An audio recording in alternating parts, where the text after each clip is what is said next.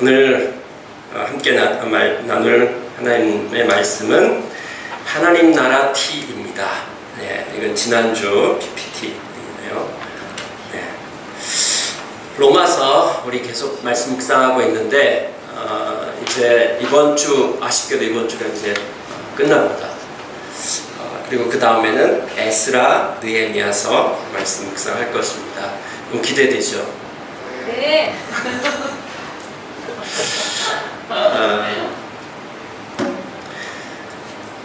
여러분, 세렌디피티라고 하는 말 지난주에 제가 잠깐 얘기했었죠. 이제 한번 들어보셨죠? 이 세렌딥의 새 왕자라고 하는 동화책이 있다고 합니다. 그 이야기가 있는데요. 그 이야기 잠깐 해드리면은 옛날에 그 먼 나라에 세렌딥이라고 하는 나라가 있었거든요. 그 세렌딥이라고 하는 나라는 지금의 스리랑카를 의미합니다. 거기에 한 위대한 왕이 있었습니다. 그 왕에게는 세 아들이 있었고요. 이 왕은 세 아들을 너무너무 사랑했습니다. 그래서 이 왕자들이 정말 지혜롭고 인격이 갖춰진 그러한 사람으로 세워지기를 원했습니다. 그래서 좋은 스승들을 찾아가지고 그 스승들에게 이렇게 얘기했습니다. 당신들이 이제부터 이 아이들을 가르쳐서 누가 보든지 간에 이 아이는 나의 자식인 것이 드러나도록 그렇게 그 훈련을 하라고 얘기했습니다. 그래서 잘 훈련을 받았습니다. 근데 이것도 만족하지 못해가지고 이 아이들을 먼 나라로 여행을 보냅니다. 그래서 이 아이들이 그동안 얼마나 훌륭하게 성장했는지 이 여행을 통해서 실제적인 경험을 할 수 있도록 그렇게 보냈습니다. 그래서 이야기의 결론은 그래서 결국 세 명 다 지혜로운 왕이 되었더라. 뭐 이런 이야기입니다. 18세기의 한 영국 소설가가 한 작가가 이 동화를 읽고 난 다음에 저 단어를 만든 것입니다. 그러니까 세렌딥이라고 하는 나라이고 그 다음에 ITY는 뭐냐면 영어 그 전미사인데 이것은 뭐뭐인 상태, 성질, 특성 이런 것들을 의미합니다. 그래서 저기 세렌딥인데 그 나라뿐만 아니라 세렌딥의 왕자들 그 세렌딥의 왕자들의 어떤 특성, 그러니까 세렌딥 왕자 같다, 세렌딥 왕자스럽다, 뭐 이런 것이 세렌디피티라고 하는 저 단어입니다. 그럼 뭐가 세렌딥 왕자스러운가? 이 세 명의 왕자들이 여행하면서 어떤 일이 일어났는가? 뭐 대략 이런 것들입니다. 세렌딥 왕자들 걔네들 참 특이하더라. 걔네들은 뭘 하기라도 그냥 지나치지 않아. 잘 관찰하고 그 관찰한 것을 세 사람이 잘 토론하는 거야. 잘 논의하고 그 다음에 거기에서 단서를 뭔가를 찾고 통찰을 얻고 그 얻은 통찰로 문제를 해결해 나가는 이런 방식으로 살아가더라 라고 하는 것이죠. 그래서 이런 방식으로 잘 관찰하고 협력해서 함께 문제를 해결해가는 삶의 방식, 세렌딥의 왕자들답다, 세렌디피티라고 하는 단어가 저기에서 나오게 된 것입니다. 그래서 저는 저 단어를 좀 패러디했습니다. 하나님 나라 T는 뭘까? 하나님 나라 T. 자, 제목 이해하시겠죠? 네, 이번 수련의 주제이기도 합니다. 하나님 나라 T. 우리 지난 36일 그 로마서 여행이 36일 동안인데 36일 동안 이제 이번 주 토요일까지 하면 36일 동안 이제 묵상을 합니다. 이번 여행이 어땠습니까? 네, 좋았다고 합니다. 장로님이 좋겠습니다. 자, 로마서가 중요한 이유가 뭘까요? 로마서가 중요한 이유는 바울이 하나님의 계획에 대한 큰 그림을 처음으로 정리한 문서이기 때문입니다. 예수님이 제자들한테 설교하신 적은 있지만은 이 내용을 제자들에게 가르치기도 했었습니다. 하지만 이거를 문서로 정리하지는 않았었어요. 바울이 부활하신 예수님을 만나고 난 다음에 하나님의 큰 그림, 지금 하나님께서 뭘 하고 계시는가? 성경 전체에 흐르는 이 하나님의 스토리가 어디로 향하고 있는가? 무슨 일이 일어나고 있는가? 이거에 대해서 눈이 뜨여지는 것입니다. 그것을 보고 정리를 한 것입니다. 그리고 이 바울은 그 부르심을 따라서 10년 동안 교회 개척 사역을 했습니다.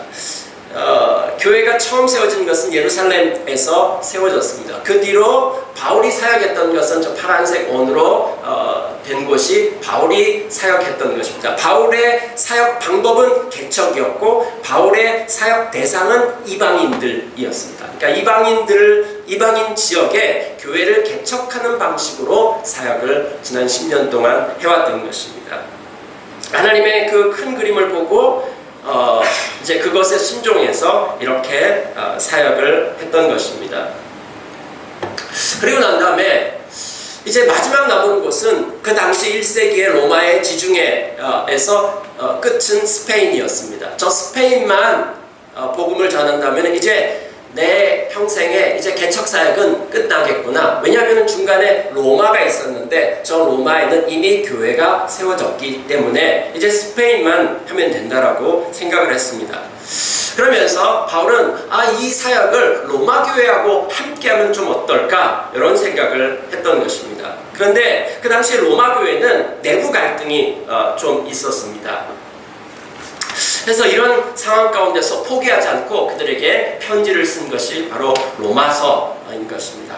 편지를 써서 하나님의 계획을 나누었습니다.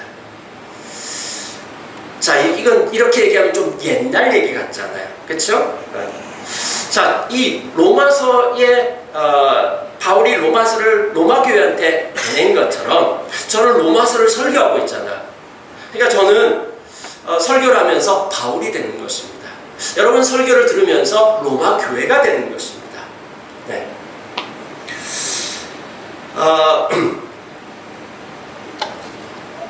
바울이 로마로 가겠다라고 하는 이 계획을 로마 교회한테 나누는 거잖아요. 제안하는 거잖아요.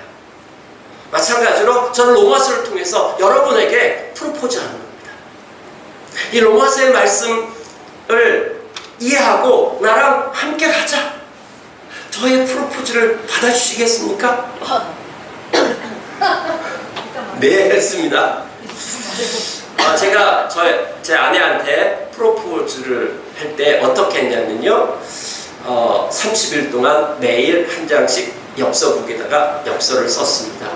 그리고 그 30일치를 모아가지고 프로포즈를 했습니다. 시계를 하나 샀습니다. 시계를 하나 사가지고 이후의 모든 시간을 나와 함께 해줄 수 있겠습니까?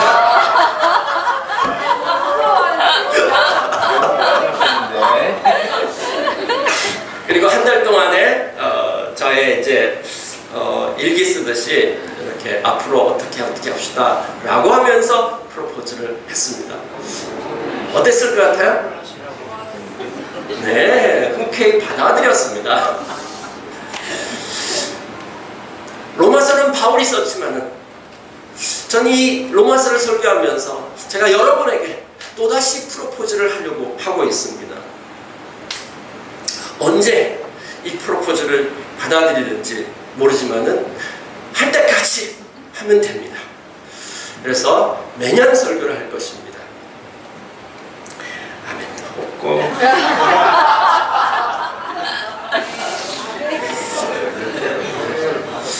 자, 로마서의 내용이 뭘까요? 로마서 내용을 간단하게 요약하면 1장부터 8장까지 하나님의 계획이고요. 그 다음에 9장부터 16장까지는 저 계획을 어떻게 성취하는가에 대한 것입니다. 쉽죠? 이해 확 되죠? 네. 잠이 확 깰 겁니다. 자, 1장부터 8장까지 하나님께서 세상을 위한 구원 계획을 가지고 계시는데 그 구원 계획을 복음으로 말미암아서 성취하기 시작했다라고 하는 것입니다. 그래서 바울은 나는 복음을 가지고 있다. 이 복음이라고 하는 것은 무엇입니까? 예수가 그리스도라고 하는 것이 복음입니다. 예수가 왕이시다. 십자가에 죽으셨다가 부활하신 예수가 왕이라고 하는 소식, 이것이 복음인 것입니다. 새로운 왕이 등극했어요. 예, 그래서 새로운 시대가 시작된 거예요. 로마가 황제 시대가 시작됐어요. 올라온 시대가 끝나고 황제 세대가 시작되면서 로마의 평화가 왔다라고 얘기하고 새로운 시대가 됐다고 하는데, 그 로마를 향해서 진정한 평화, 그것은 예수 그리스도로 말미암아서 그분의 통치권을 인정하고 그분의 왕되심을 인정하는 것, 그분이 왕이실 때 우리의 삶 가운데 그와 같은 일들이 일어난다. 이 복음에는 엄청난 능력이 있다. 그 능력은 뭐냐면 모든 믿는 사람을 구원하는 능력이 있다라고 하는 것입니다. 어떤 구원이냐면요, 죄인을 의인으로 만듭니다. 이 복음을 받아들인 사람에게 일어나는 것은 죄인을 의인되게 합니다. 그리고 의인에서 끝마치는 것이 아니라 의인 공동체가 되도록 만듭니다. 서로 다른 사람들이 하나 된 공동체를 이루는 것입니다. 그것도 자발적으로요. 공동체를 이루게 되고 또 거기서 끝나는 것이 아닙니다. 그래서 결국은 하나님의 형상을 완전히 회복해서 하나님의 영광, 우리의 원래 모습은 영광된 모습이었습니다. 하나님께서 우리를 맨 처음에 창조했을 때 그 모습은 죄인된 모습이고 서로 망가진 그런 상태가 아니었습니다. 하나님께서 원래 창조했던 그 모습은 빛이 나는 모습이었습니다. 모든 작품에는 작가의 엄청난 솜씨가 드러나는 것입니다. 하나님께서 창조한 모든 것 가운데서 가장 탁월한 작품이 인간이었고, 그 인간을 보면 하나님의 그 작가의 능력과 솜씨가 나타나는 것입니다. 이것이 원래 인간의 모습이었습니다. 구원이 우리로 하여금 그렇게 만들어준다, 이 복음이 그렇게 만들어준다라고 하는 것입니다.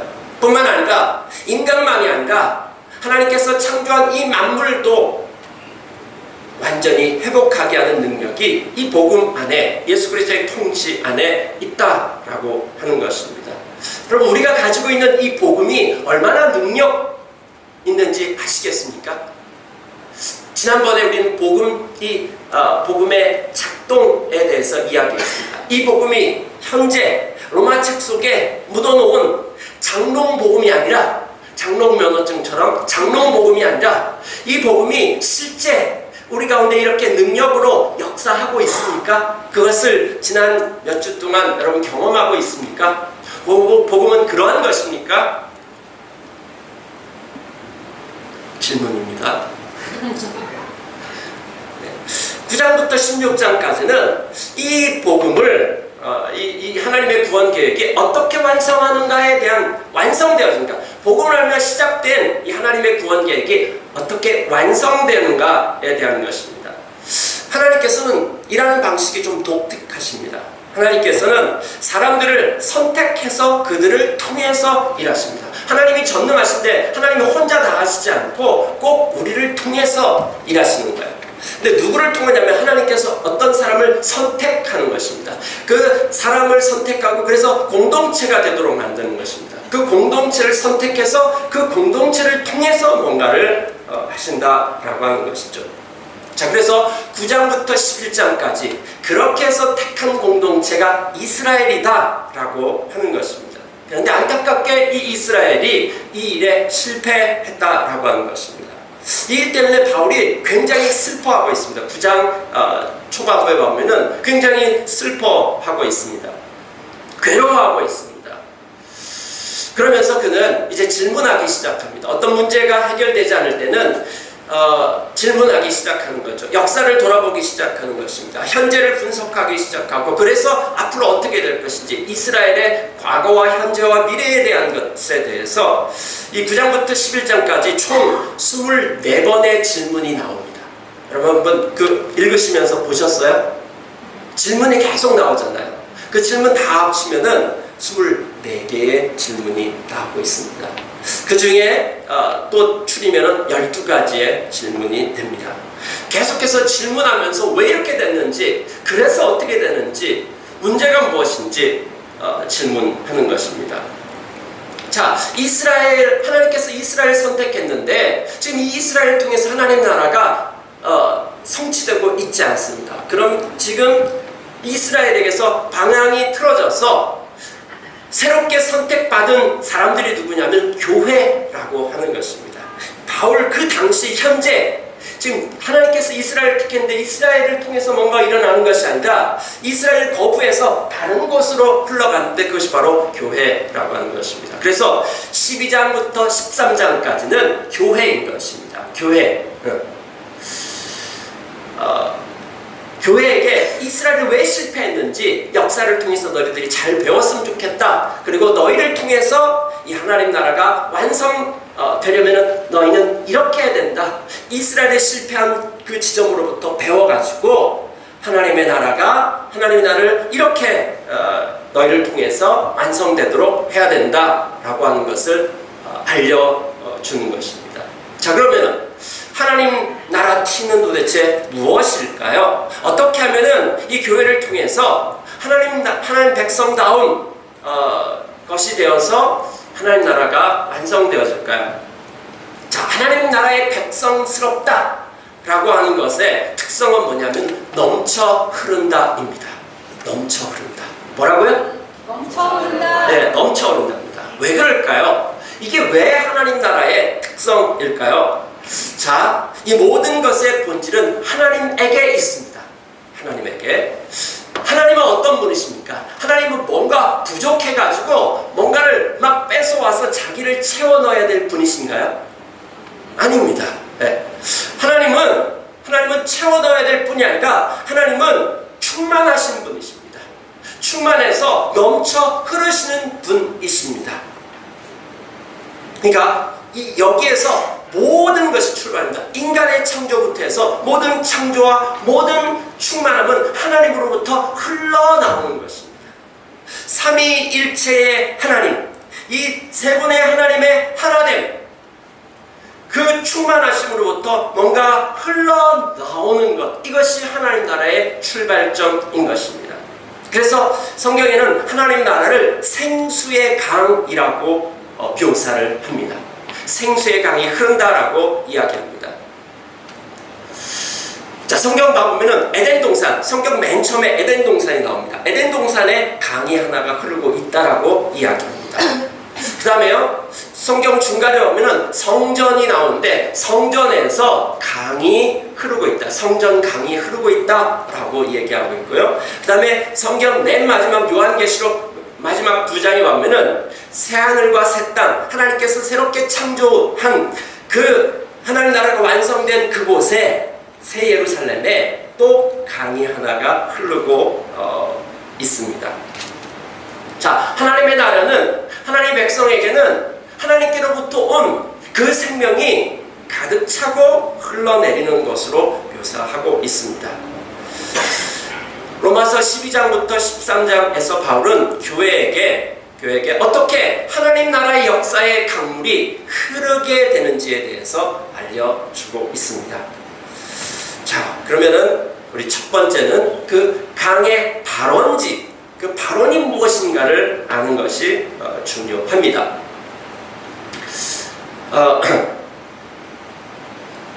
이곳이 어딘지 아십니까? 저 주황색으로 되어 있는 부분은 티벳 고원입니다. 중국 티벳 고원입니다. 아시아에 여러 개 큰 강들이 있는데 장강, 그 다음에 황하강, 이건 중국의 대표적인 두 개의 큰 강입니다. 그 다음에요, 인더스강, 메콩강, 사린강. 최단은 약 2,800km고요. 최장은 6,300km입니다. 장강은 6,300km 흐른다고 합니다. 아시아의 대표적인 이런 강인데 이 강의 발원지가 어디냐면은 티벳 고원입니다. 이 5개의 강들이 전부 다 티벳 고원에서부터 출발하는 것입니다. 그래서 이 티벳 고원을 아시아의 물탱크라고 이야기합니다. 아시아의 인구의 절반이 바로 이 티벳 고원에서 흘러나온 강줄기로 물을 공급받는다라고 합니다.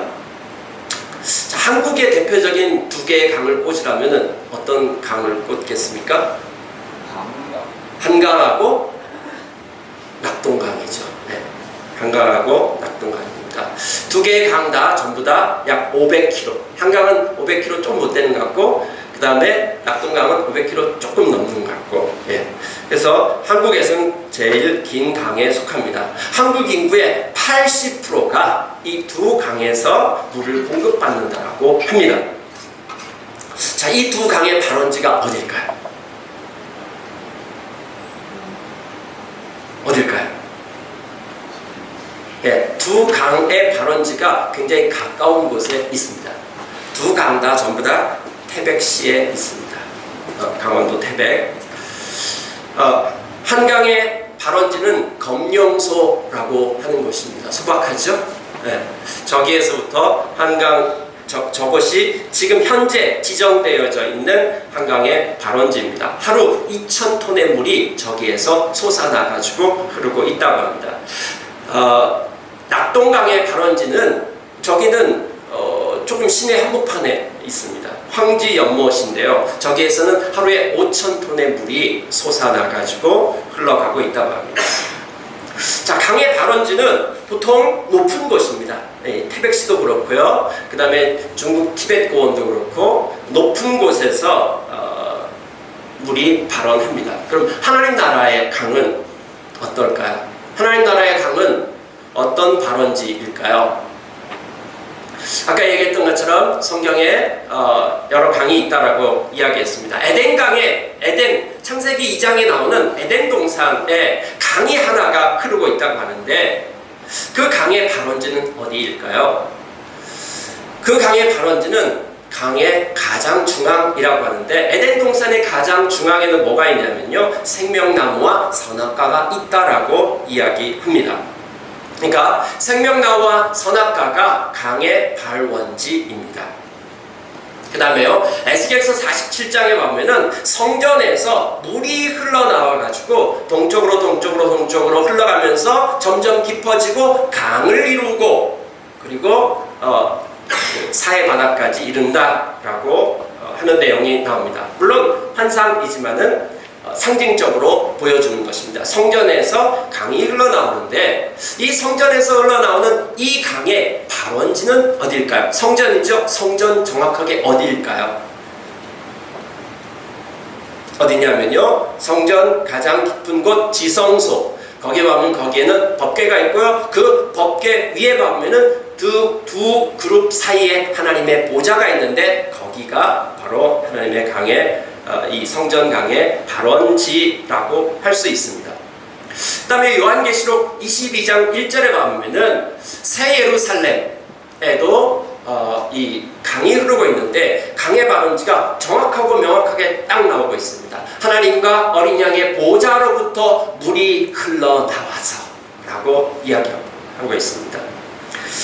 자, 공통점이 무엇입니까? 이 세 개의 강의 공통점은 전부 다 하나님이 왕이시다, 하나님의 통치권을 인정하는 것입니다. 선악과는 무엇입니까? 선과 악을 판단하는 그 권한이 하나님께 있다, 하나님이 왕이시다 라고 하는 것이고요. 그 다음에 법궤 위에 하나님의 보좌가 있는데 그 하나님의 보좌로부터 물이 흘러나오는 것이고, 그 다음에 맨 마지막에도 하나님과 어린 양의 보좌는 통치를 상징하는 왕권을 상징하는 것입니다. 그분의 왕되심을 인정하고 그분의 통치를 받으며 그분을 예배하는 삶을 살아가는 그곳에 생명이 흘러나온다라고 하는 것입니다. 하나님의 생명이 우리 가운데 흘러나온다라고 하는 것입니다. 좀 더 보면은 이렇게 요한복음 7장 38절 한번 읽어볼까요?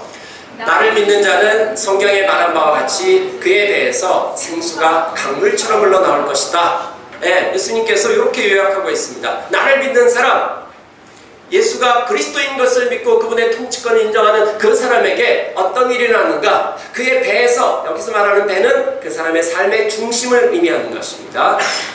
그 사람의 삶의 가장 중앙에서 생수가 강물처럼 흘러나올 것이다. 생수의 근원에서 샘 근원에서 물이 흘러나오기 시작합니다.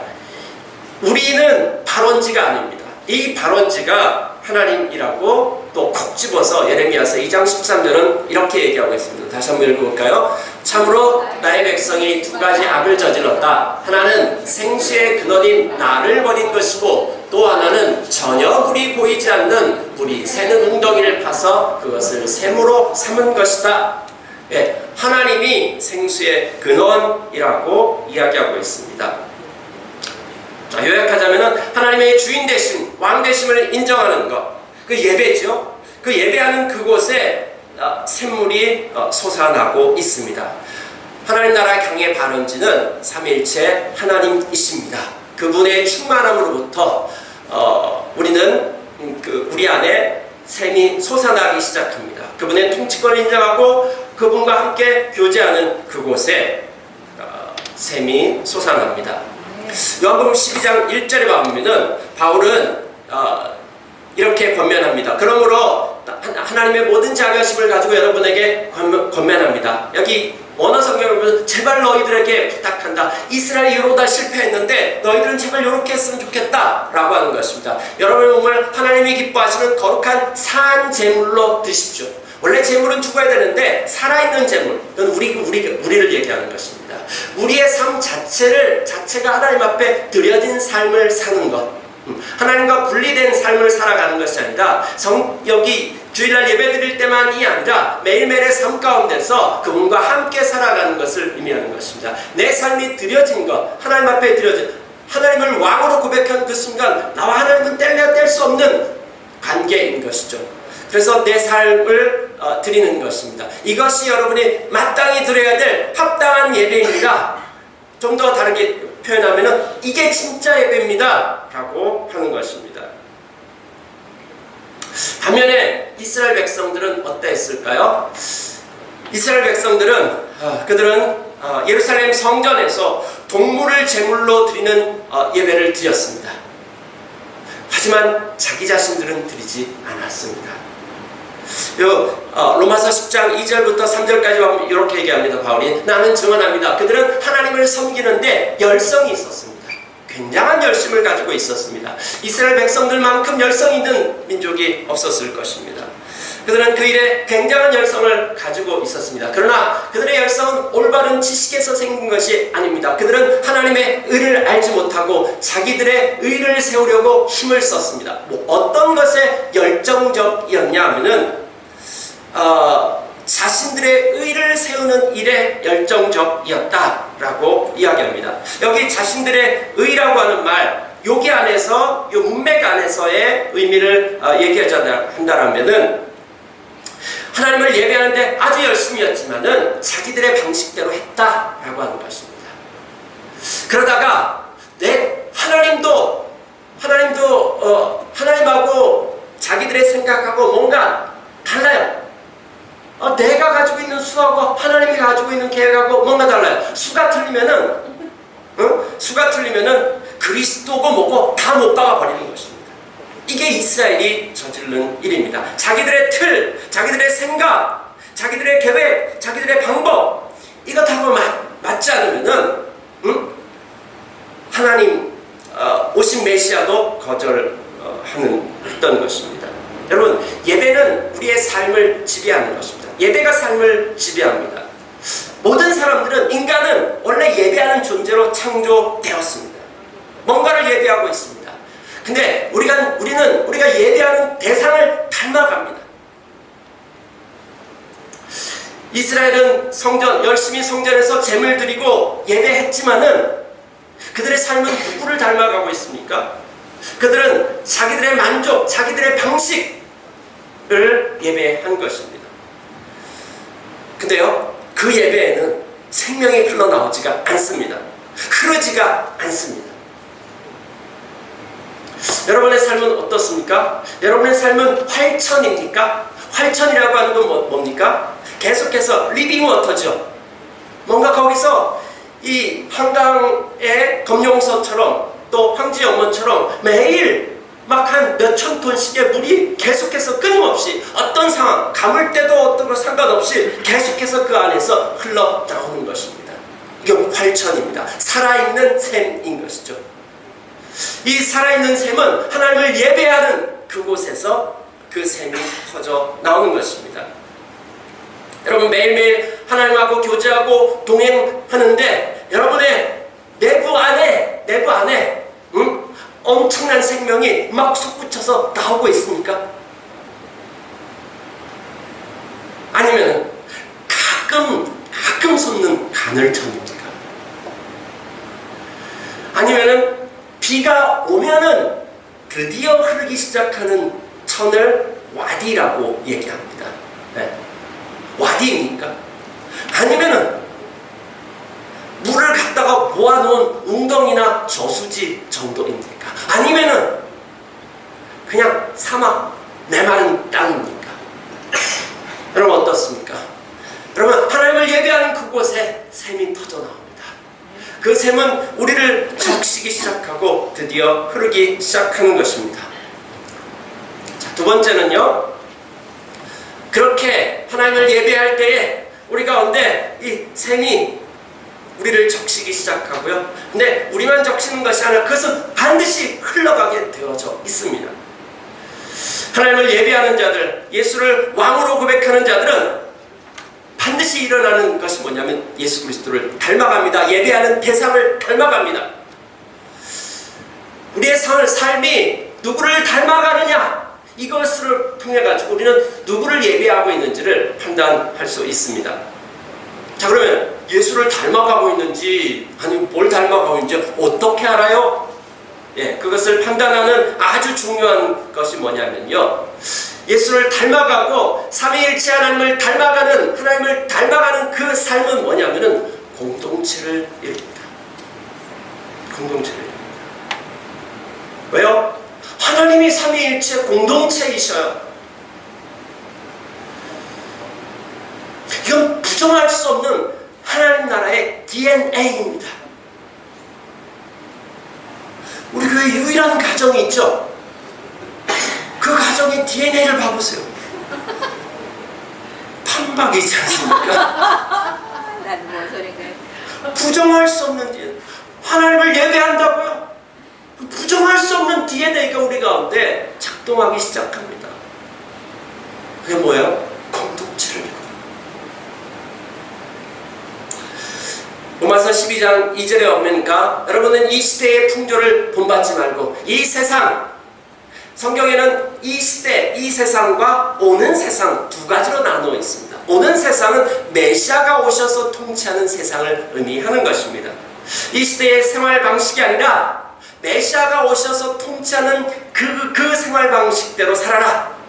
근데 지금 교회들에게 이야기하고 있습니다. 자, 메시아가 이미 오셨고 그래서 너희들은 메시아의 백성이 됐으니까 옛날 생활 방식대로 살아가지 말고 이제 변화를 받아서 가지고 받은 하나님을 예배하면요, 거기에서부터 변화가 오는 것입니다. 변화는 우리가 이렇게 해야 되겠다라고 막 우리가 자기 자신을 변화시키기 위해서 노력해가는 것이 아닙니다. 저기 변화는 수동태입니다. 능동태가 아닙니다. 변화는 받는 것입니다. 언제 받아야? 하나님을 예배하고 하나님을 닮아갈 때 내 삶 가운데 변화가 일어나는 것입니다. 그 변화된 그 삶의 방식으로 살아가라라고 이야기하는 것입니다. 그러면은 이 12장 2절에서 이렇게 하고 12장 3절부터 로마서 12장 3절부터 13절까지가 무슨 내용이냐면은 공동체를 이야기하고 있습니다. 그 변화된 삶의 방식이 뭐냐면, 하나님 나라 삶의 방식이 뭐냐면 공동체로 사는 것입니다. 이것은 로마 당시에 있어서 이 공동체는 충격적이었습니다. 이건 인류 역사상 도무지 본 적이 없는, 역사상에서 본 적이 없는 신인류의 탄생이었습니다. 신분, 남과 여, 주인과 노비, 강한 자와 약한 자가 뚜렷하게 신분 차이를 내고 배제하고 혐오했던 이런 시대 가운데 혐오와 배제는 이 시대만 있는 것은 아닙니다, 여러분. 예전에는 훨씬 더 심했습니다. 그것이 너무나도 상식 수준으로 있었기 때문에 의식하지 못했을 뿐이지, 요즘엔 그것에 대해서 굉장히 민감하게 반응할 뿐이지, 역사 가운데서 그와 같은 것은 계속 있어 왔습니다. 그런 세상 가운데서 그들이 공동체로 살기 시작했으니까 이것은 자연세계에 일어나는 기적보다도 더 놀라운 엄청난 기적이었던 것입니다. 그 방식대로 살아가라고 한 것입니다. 서로 다른 사람들이 어떻게 하나됨을 이루면서 살아갈 수 있을까요? 우리도 여럿이지만 그리스도 안에서 한 몸을 이루고 있습니다. 각 사람은 서로의 지체입니다. 우리는 서로 다릅니다. 다르기 때문에 하나 될 때 아름답습니다. 아름다움은 서로의 다름에서 나오는 것입니다. 근데 이 다름이 어떻게 샬롬을 이룰 수 있을까요? 이건 예배밖에 없습니다. 이거는 그분의 통치와 다스림 안에 있는 것 외에는 달리 방법이 없습니다. 그렇기 때문에 공동체가 샬롬을 이룬다? 그건 신비의 세계입니다. 여러분, 신비를 다른 데서 찾으려고 하지 마십시오. 공동체 안에 놀라운 신비가 있습니다. 공동체 안에서 서로 하나됨을 이루면서 서로 사랑하는 것, 이것이 하나님 나라의 방식입니다. 하나님을 예배하는 사람들은 그 내면에서 생수가 흘러납니다. 이렇게 생수가 쫄쫄쫄 흘러나오는 사람들끼리 같이 모이는 것입니다. 같이 모이면 이제 시내를 이루기 시작하는 것입니다. 작은 물줄기로 흘러가기 시작하는 것입니다. 이스라엘은 역사 내내 하나님을 예배했지만 하나님만 예배한 것이 아니라 동시에 우상도 숭배했습니다. 그 결과 이스라엘이 공동체가 되지 않았습니다. 하나님을 사랑하는, 하나님을 예배하는, 하나님 앞에 충성하는 이 공동체는 반드시 이웃사랑으로 나타나야 되는데 이스라엘이 공동체가 형성되지 않았습니다. 그들이 사는 그 공동체 가운데 불의가 형성이 되었습니다. 이스라엘이 고인물이 됐고 그래서 망했습니다. 지금 로마 교회가 이런 상태에 놓여 있습니다. 14장부터 15장까지는 로마 교회의 이야기인데요. 로마 교회 안에는 14장부터 15장까지 보면은 로마 교회 안에는 음식 먹는 문제, 이것 가지고 한쪽은 무시하는 겁니다. 쟤는 왜 저렇게 보수적이야? 이렇게 하면서 무시하는 것입니다. 그 다음에 한쪽은 쟤는 왜 저렇게 하나님 말씀을 안 지켜? 라고 비난하는 것입니다. 유대인 출신의 그리스도인과 이방인 출신의 그리스도인들이 그 안에서 서로가 서로를 판단하고 비난하고 무시하고 있는 것입니다. 이 공동체 절대로 흐르지 못합니다. 내부 안으로 에너지가 다 새버립니다. 하나님 나라가 흐르지 않습니다. 로마 교회는 지금 흐르지 않는 상황 가운데 있는 것입니다. 그래서 바울이 이 로마서를 통해서 그들이 흐르도록 딱 짚어줘서 큰 그림을 그려주고 그들에게 딱 짚어줘서 흐르도록 만드는 것입니다. 그래야지 함께 선교할 수 있거든요. 자, 그 다음에요. 이제 이렇게 함께 모인 줄기들이 함께 모인 그들이 점점 더 큰 시내를 이룹니다. 그리고 이제 방향이 있습니다. 흘러가는 것입니다. 계속해서 흘러가는 것입니다. 멈춰서지 않습니다. 세상을 향해서 흘러가는 것입니다. 이스라엘이 왜 실패했을까요? 하나님께서 이스라엘을 선택하신 기준이 뭘까요? 왜 하나님은 이스라엘을 선택했을까요? 뭔가를 잘해서 그랬을까요? 이스라엘이 뭔가 열심히 했고 뭔가 특별한 것이 있어서 그랬을까요? 아닙니다. 완전한 하나님의 은혜였습니다. 자, 누구를 선택하느냐? 그 별로 중요하지 않습니다. 그보다 더 중요한 것은 왜 선택했는가? 선택의 목적이 무엇인가가 훨씬 더 중요합니다. 왜냐하면요, 누구를 선택하든 하나님의 은혜로 하나님께서 누구를 선택하든 목적은 다 똑같기 때문입니다. 자, 그러면은 하나님의 선택의 목적은 무엇일까요? 하나님께서 누구를 선택했어요. 얘만 너무 이뻐가지고 하나님께서 특별히 편애했기 때문에 그것일까요? 아니요. 하나님께서 어떤 한 사람에게 은혜를 주시고 여러분의 은혜가 왔어요. 네. 그래서 특별히 하나님께서 은혜를 주셨어요. 이것의 모든 목적은 무엇일까요? 하나님, 나를 통해서 다른 사람, 나를 통해서 온 세상을 구원하시겠다라고 하는 것입니다. 이것이 목적인 것입니다. 하나님의 선택의 목적은 늘 온 세상 만민에게 가 있습니다. 여기에 어느 누구도 소외되지 않습니다. 왜 그럴까요? 하나님께서 온 세상을 창조하신 창조주이시기 때문입니다. 하나님은 교회 안에 갇혀있는 하나님이 아니십니다. 온 세상의 주이십니다. 이것을 자꾸 내 개인의 주로 만들지 마십시오. 이걸 자꾸 우리 교회 안에 있는 하나님 정도, 그래서 교회 밖에서는 통하지 않는 하나님으로 만들지 마십시오. 하나님은 온 세상을 창조하신 온 세상의 주이십니다. 그런데 이스라엘 백성들은 하나님의 선택의 목적이 아니라 내가 선택받았다라고 하는 자기 자신에게 집중했던 것입니다. 자, 하나님께서 맨 처음에 아브라함에게 약속을 했을 때 뭐라고 얘기했습니까? 난 너를 통해서 한 나라를 세울 것이다. 이 나라의 존재의 목적은 너를 통해서 만민이 복을 얻게 하기 위함이다. 분명하게 이들이 이스라엘 백성들이 자기들의 조상이라고 하는 아브라함이 하나님하고 약속했을 때 계약서에 딱 써져 있습니다. 네. 우리 경은자매는 이제 돌아가기 위해서 방을 빼고 하는데 방 정리하면서 계약서를 딱 내미는 거죠. 계약서에 다 적혀져 있어요. 네. 그거 뭐 어떻게 변명할 수 없이 물어줘야 되고요. 이렇게 다 해야 됩니다. 이 계약서에 뭐라고 써있습니까? 하나님께서 누구를 택했는데 그를 통해서 뭘 하시겠다라고 하는 것입니까? 온 열방을 구원하시겠다라고 하는 것입니다. 그 다음에 시내산에서 이스라엘 백성들하고 언약 맺을 때도 뭐라고 얘기했습니까? 분명히 명시했습니다. 뭐라고 얘기했습니까? 제사장 나라가 되는 것이다. 제사장 나라는 모든 세상에 있는 모든 나라들의 대표인 것입니다.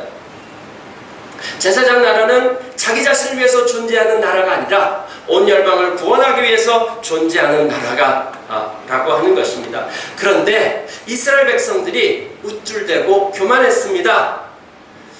하나님께서 섬기라고, 나누라고, 축복하라고 주신 복을 자기 안에 가둬뒀습니다. 여러분, 복과 축복의 다른 점이 무엇입니까? 복은 받는 것이고요, 축복은 주는 것입니다. 하나님께서 우리에게 복을 주셨어요. 왜요? 주라고, 축복하라고 주신 것입니다. 하나님께서 주신 것을 자기 안에 자꾸 가둬놓는 것입니다. 내 삶이 저수지가 되고 내 삶이 고인물이 되는 것입니다. 네. 더 이상 흐르지가 않게 되는 것입니다. 자, 하나님의 생명이 나에게 와서 더 이상 흐르지 않으면요, 어떤 현상이 일어날까요? 거기에 생명이 살지 못합니다. 이스라엘은 불의한 사회가 됐습니다. 주변 나라들하고 사는 삶의 방식이 똑같아진 것입니다. 이스라엘 공동체 생태계가 망가졌습니다. 이 문제에 대해서 하나님은 이스라엘에게 선지자들을 보내가지고 수백 년 동안 계속해서 경고를 보냈습니다. 하지만 그들은 계속해서 불순종하고 자기들의 고집을 피웠습니다. 우리는 아브라함의 자손이야. 우리는 할례가 있어. 우리는 율법을 가지고 있어. 성전이 있어. 하나님이 있어. 지금 우리가 망해가지고 이렇게 됐지만은 메시아만 온다라면은 한 방에 회복되어져. 완전히 메시아가 로또가 되어져 버렸습니다. 메시아만 오면 한 방에 역전된다라고 하는 자부심으로 가득 찬 민족주의자들이었습니다. 이 관점에 거슬리면요, 다 제거해버리는 것입니다. 거기에 예수님이 제거되어서 십자가에 못 박혀 버리게 된 것입니다. 생태계가 다 파괴가 되어지는 것입니다. 로마서 11장 25절부터 26절 같이 읽어볼까요? 형제 자매 여러분, 나는 여러분이 이 신비한 비밀을 알기를 바랍니다. 그것은 여러분이 스스로 현명하다고 생각하는 일이 없게 하려는 것입니다. 이 비밀은 이러합니다. 이방 사람들의 수가 다 찰 때까지 이스라엘 사람들 가운데서 일부가 완고해진 대로 있으리라고 하는 것과 이런 방법으로 온 이스라엘이 구원을 받게 되리라는 것입니다. 저기 26절에 이런 방법으로는 헬라어 원문에 접속사는 분명히 있습니다. 근데 이 번역할 때는 저게 안 들어가 있습니다. 그래서 제가 집어넣은 것입니다.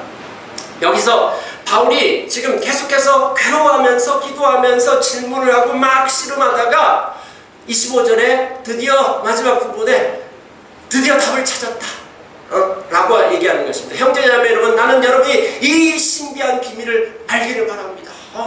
그러면서 이제 바울이 찬양으로 이 11장 맨 마지막은 찬양하면서 마치고 있습니다.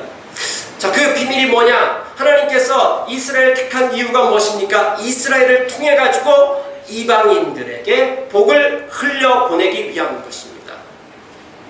하나님께서 누구를 통해서 일하신다고 했죠? 그런데 그것을 거절해가지고 옷 흘려보내겠습니다 라고 해가지고 이 강줄기가 바뀌어버렸습니다. 하나님의 이 강은 순종하는 자들을 통해서 일어나는 것입니다. 그래서 이 강줄기가 바뀌어가지고 이제 이방인 그리스도인들, 예수를 그리스도로 고백한 이 사람들에게 지금 하나님 나라가 열매 맺고 있습니다. 거기에 생태계가 막 살아나고 있어요. 거기에 하나님 나라가 흘러왔어요. 그러면 하나님께서 이방인들을 선택한 목적은 무엇일까요?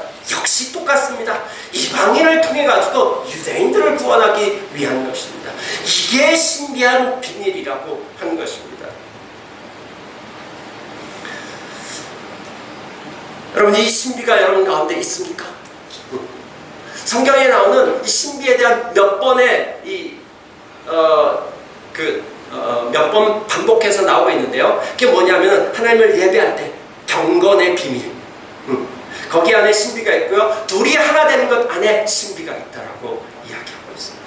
이거 제쳐놓으면요 신앙생활 신비하지 않습니다. 하나님 나라의 방향은 분명합니다. 세상을 향해서 흘러가는 것입니다. 그리고 교회는 끊임없이 나누고 사랑하고 섬겨야 합니다. 우리의 것 가지고 우리는 고인물이 아니라니까요. 우리 가운데 하나님께서 부어주신 이 활천, 그것이 있어가지고 매일매일 수천 톤씩 이게 생산해는 그것을 흘려보내라고 하는 것입니다. 하나님을 예배하는 자들이 모여서 서로 하나 되어 강을 이루어요. 그래서 밑빠진 독을 향해서 계속해서 흘려보내는 것입니다. 밑빠진 독 채울 수 있을까? 우리의 능력으로는 채우지 못합니다. 그러나 하나님은 밑빠진 독 다 채우실 것입니다. 온 세상을 덮을 정도로 채우실 것입니다. 거기에 생태계가 회복되기 시작합니다. 이 생태계라는 말 굉장히 재밌는 단어입니다. 에코시스템이라고 하는데 이 에코라고 하는 말은 헬라어로 뭐냐면은 무슨 뜻이냐면은 오이코스인데 이것은 집이 사는 집이란 말인데 공동체가 사는 공간이라고 하는 것입니다. 여기에서 이코노미라고 하는 경제라고 하는 단어도 나왔습니다. 자, 여러분 4대 강의 그 문명의 발상지가 모두 어디입니까? 강 주변입니다. 그러니까 하나님 나라의 생수의 강이 흐르는 곳, 그 생명이 흐르는 곳에는 거기에 생태계가 살아나는 것입니다. 거기에 생명이 흘러가서 사람들이 살고 모여들고 거기에서 공동체를 이루고 하나님 나라의 문화가 꽃이 피고 열매 맺기 시작하는 것입니다. 미국에 있는 한 강이거든요. 플로리다주에 있는 키시미 강이라고 얘기하는데 1926년부터 71년까지 저 강을 꾸불꾸불했던 저 강을 개조해가지고 문화를 만들었습니다. 직선 수로를 만들었습니다. 166km의 그 꾸불꾸불한 강을 90km로 줄여버려가지고 그렇게 했습니다. 그랬더니 유속이 빨라져가지고 살지를 못합니다. 생태계가 살지를 못합니다. 생태계가 심각하게 파괴되어가지고 지난 50년 동안 저거를 50년 동안 복구해가지고 2021년에 복구가 되었습니다. 50년 동안 복구했는데 1조가 들어가서 복구가 됐다고 합니다. 지금 생명이 다시금 회복되어져서 살아나고 있다고 합니다. 우리나라에도 비슷한 사건이 있죠. 우리나라에 4대강 정비 사업이 있죠. 이거는 도리어 유속이 너무 느려져가지고 생태계가 파괴되어지고 있습니다. 여러분은 흐르고 있습니까? 나를 통해서 하나님 나라가 유통되고 있습니까? 우리는 세 번째가 뭡니까? 하나님 나라를 유통한다. 네. 우리 스토리교회는 유통업자들입니다. 네. 여기 샘물이 각자에게 터져놓은 샘물이 여기 강줄기를 가지고 막 작은 교회지만요 굉장히 많이 온 세계로 연결되어져 있습니다. 맞나요? 네. 하나님 나라를 유통하고 있고, 그래서 예수 믿는 사람은 내 주변에 있는 사람이 나 때문에 덕 좀 봐야 돼요, 여러분. 응? 우리 회사가 나 때문에 덕 본다. 네. 나를 통해서 그걸 흘러가서 내 주변에 덕 본 사람들이 많이 있어야 됩니다. 그것이 생태계가 살아나는 것입니다. 여러분을 통해서 하나님 나라의 생태계가 형성되어져 가고 있습니까? 여러분, 주비전 스토리는 활천입니까? 아니면 간헐천입니까? 하나님 나라를 이루는 공동체의 강입니까? 그래서 우리는 세상을 향해서 흐르고 있습니까? 우리 주비전 교회에는 생태계가 만들어지고 있습니까? 예배와 둘이 하나된 공동체와 나눔과 섬길 때 그게 놀라운 신비가 있습니다. 여러분. 여기에 하나님 나라는 계속해서 흘러갑니다. 거기 볼 것도 많고요, 나눌 것도 많고요, 재미도 있고요. 놀랍습니다. 이걸 매번 경험했으면 좋겠습니다. 이런 찬양이 있습니다. 주 보좌로부터 물이 흘러 닿는 곳마다 새로워지네. 골짜기를 지나 들판으로 생수의 강물 흘러넘치네. 주님의 강은 생명으로 충만하여 닿는 모든 것을 살아나게 하네.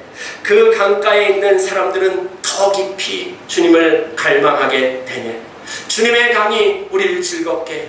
주님의 강이 춤추게 해. 주님의 강이 우리를 새롭게 기쁨으로 충만하게 되네. 우리가 주님의 강이 되어서 흘러갔으면 좋겠습니다. 아멘. 이것이 하나님 나라 백성다운 하나님 나라 팀입니다. 함께 기도하시겠습니다.